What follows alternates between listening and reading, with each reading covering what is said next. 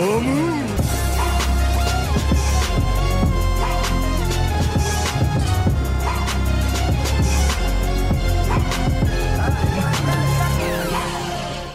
teman-teman kos-kosan, gimana kabar kalian? Baik-baik saja kan?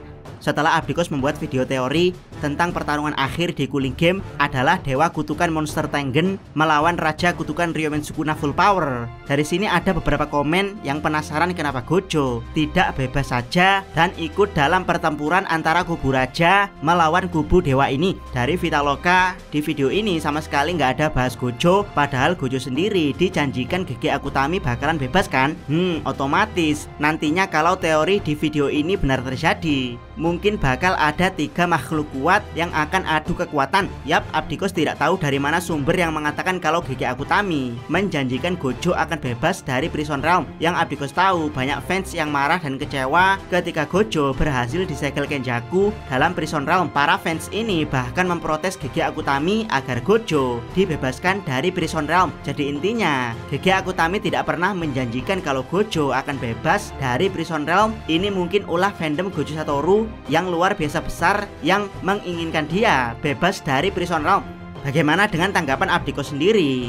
Jujur Abdikos bukan termasuk fandom Gojo, bahkan sampai sekarang Abdikos belum menemukan karakter paling favorit di Jujutsu Kaisen layaknya Blackbeard di One Piece, Itachi di Naruto, atau Yami Bakura di Yu-Gi-Oh. Jadi pendapat Abdikos mengenai Gojo akan bebas atau tidak adalah netral. Jadi ini murni teori dari Abdikos tanpa dipengaruhi embel-embel yang memaksakan kalau Gojo harus dibebaskan dari Prison Realm. Terima kasih juga untuk request dari @user, Bang bahas Gojo apakah di ending bakal bebas dan ada pertempuran besar-besaran antara kubu Gojo dan murid, kubu Kenjaku dan kubu Sukuna. Yap, apakah nantinya Gojo akan bebas dan menciptakan kubu ketiga dalam pertempuran akhir di Cooling Game antara kubu Dewa Kutukan Tengen Kenjaku melawan kubu Raja Kutukan Sukuna Uraume? Berikut teori netral dari Abdikos. Check it bro.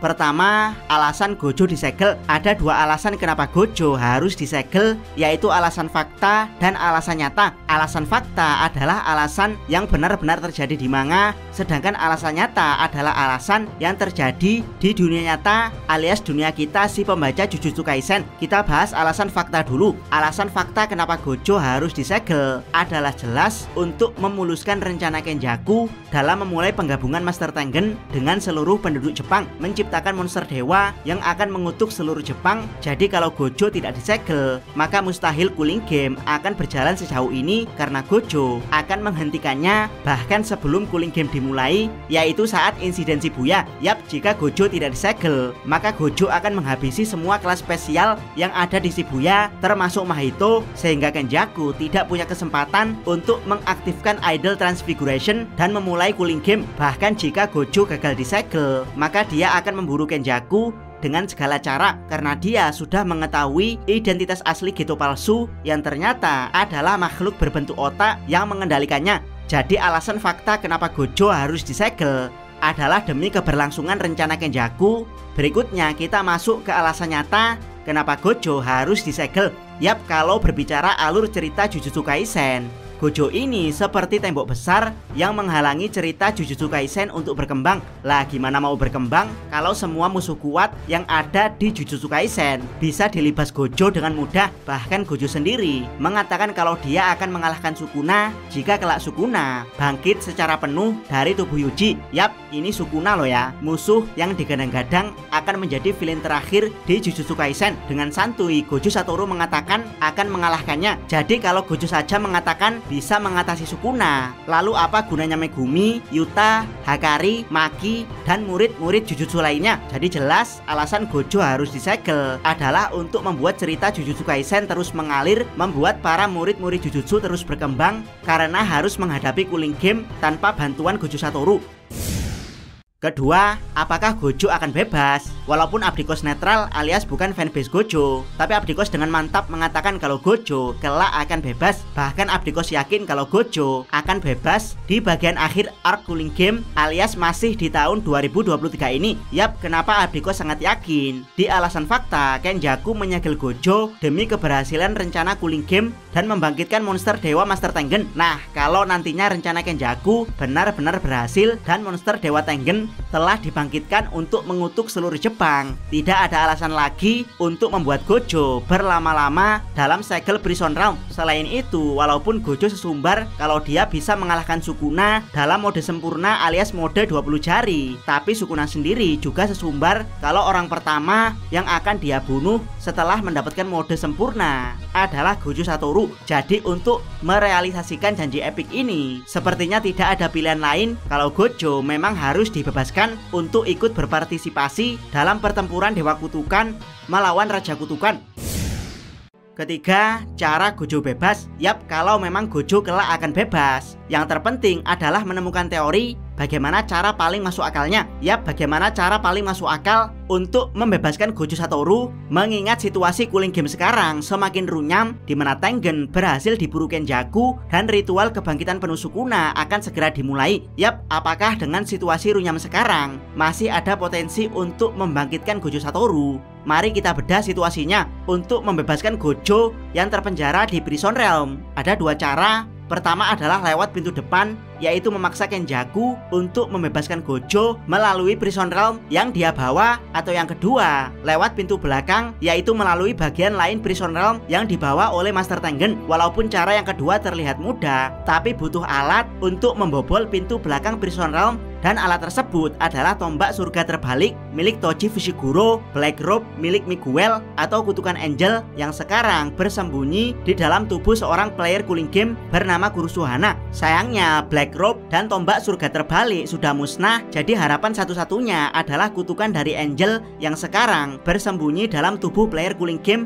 bernama Kurusuhana. Dan ya, kita mengetahui kalau Angel pada akhirnya setuju untuk membebaskan Gojo, tapi dengan satu syarat, yaitu harus membunuh si Fallen Angel yang tidak lain adalah Sukuna. Dari sini kita abaikan dulu syarat dari Angel. Yang penting dia sudah setuju untuk membebaskan Gojo. Nah, meski Angel sudah setuju untuk membebaskan Gojo Satoru, ada masalah yang lebih penting, yaitu bagian belakang Prison Realm. Yap, kita tahu sendiri kalau bagian belakang Prison Realm dibawa oleh Tengen, di mana Tengen mengeluarkan bagian belakang Prison Realm dari ruangan misterius yang kemungkinan adalah Barir Sunyata, dan terakhir kali dia terlihat mengembalikan Prison Realm ke ruangan tersebut. Masalahnya adalah di pertempuran akhir perburuan Master Tengen oleh Kenjaku, Yuki mengeluarkan Black Hole yang menyedot sekaligus menghancurkan semua ruangan Barir Sunyata.